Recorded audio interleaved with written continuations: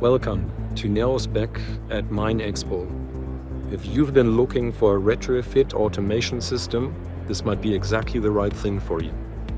With 300 people around the globe, we understand, design and deliver robust fleet-wide automation solutions in the space of full autonomy, vehicle intervention control and fleet data monitor.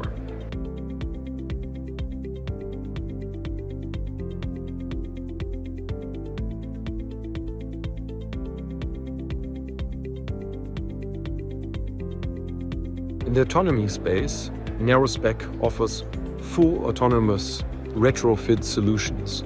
This means in the case of a loader that it does full autonomous loading, navigation and dumping. And that from a retrofitted solution with no special network requirements and eventually operates without human supervision. This offers a significant return on investment and is enabled with the Cyber Hub. In the collision avoidance space, Nerospec enables vehicle intervention control that warns operators in case of a proximity with personnel or other machines. And for that, Nerospec puts in place the Nero Hub, of which 7,000 installations have been deployed worldwide. Nerospec's fleet data solution is focused on capturing fact-based data from mobile machines. And this is valuable for fleet performance analysis on tonnages per shift, or also on fleet health information to identify failures on machines before you actually get to the machine. And this is efficiently done with a nano hub. Hey Albert, can you tell us how automation projects at Nerospec are deployed? Sure. So from our experience, the most important things were getting the customer on board, and that's mainly focused on not the ones that actually decide that will happen, but the ones that will do the work. We need them on board for everything to work well.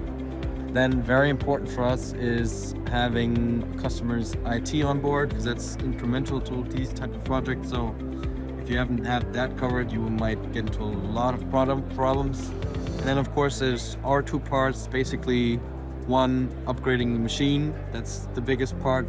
You need that all perfectly planned out. And then doing the software part, which is probably the biggest part of the whole project and the one with the longest lead time on the whole process. But that's basically how we run our projects from that side. Right, so this is the third part of our exhibition here at the MINExpo. And this really focuses on our high-end realization of what was originally a controller. Now it's become a full autonomous controller. So here we have a number of industrial Ethernet connections. And on this side of the unit, we've got a large number of electrical connections, and we can effectively measure and control virtually every element of a mining machine, from something perhaps like a reverse alarm, the steering cylinders, the transmission selection, virtually every single thing that's either being controlled or is giving us sensory information from the machine. And then inside this unit we've got a neural network. This version's got 2048 CUDA cores in it, and with that neural network we're able to, well, there's two main uses. The one is high-speed video processing, so we can make decisions based on the visuals. And the other one is based on neural networks, which allow us to make decisions for autonomous controlled machines. And that's really what we're highlighting here. In this particular video is demonstrating a fully autonomous LHD, a full cycle LHD. There's plenty of autonomous LHDs underground, but very few that can run for 3 hours, completely unattended, scan the muck pile, attack the muck pile, determine that the load percentage is reasonable, automatically tram, automatically tip, automatically return tram, scan the muck pile, attack, fill the bucket, get the bucket full and repeat. Does that for 2 to 3 hours. And this is deployed at a potash mine in northern Germany, and it's being used to maintain the machine productive time even after blasting, when the underground atmosphere has got ammonia gas from the blasting, where humans couldn't operate the machine anyway. And of course it doesn't take very long if you get those extra 2-3 hours after blasting for the machine's automation to pay for itself. And that's how the technology has advanced from acquisition to control for the purposes of speed control and level 9 machine intervention through to full machine automation. On this particular section of the stand, we're demonstrating this product, which is the core of an intervention controller for the purposes of what's become known in the industry as level 9 machine intervention. So we are taking instructions from detection systems and we're enacting those instructions on mining machines. And the claim is to be able to do it on any mining machine, regardless of its generation. Brand new machines that have been rebuilt several times, been on the mine for 30 years. So machine intervention is what this is all about for the purpose of level 9. Implementing a fleet data monitoring solution for mobile mining equipment involves a few critical factors to ensure efficiency, safety, and cost effectiveness. So from my personal experience, it is crucial to look at a couple of factors, such as compatibility with the existing hardware and software landscape.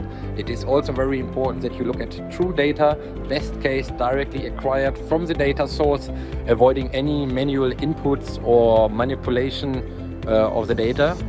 Then your fleet data monitoring solution needs to be flexible and scalable to deal with any upcoming changes within the fleet. Any hardware you use needs to be durable to sustain in harsh mining conditions. User interface needs to be handy and easy to use. And when implementing this solution, you need to consider always the mine's unique requirements. Customization is key here. Considering these factors, an implementation of a fleet data monitoring solution will significantly improve efficiency, safety, and cost management of mining operations. Hey Harold, can you give me an example for a case where we've been using fleet data monitoring? Yeah, of course. We have many examples, but I would like to point out a special one. This is a tailor-made one, a special request from a client. The target for the client was to reduce the carbon footprint, and they asked us to make a specialized KPI on liters diesel used per ton per kilometer. And that was based on a fleet of 10 vehicles, Caterpillar dump trucks, and we used then the machine data, positioning data in combination with the tonnage via a weighbridge. We calculated internally then, and then we put it on a dashboard. And on the dashboard, the client could then experiment, because they wanted to find out what type of changes in the machines will have an influence on the fuel consumption.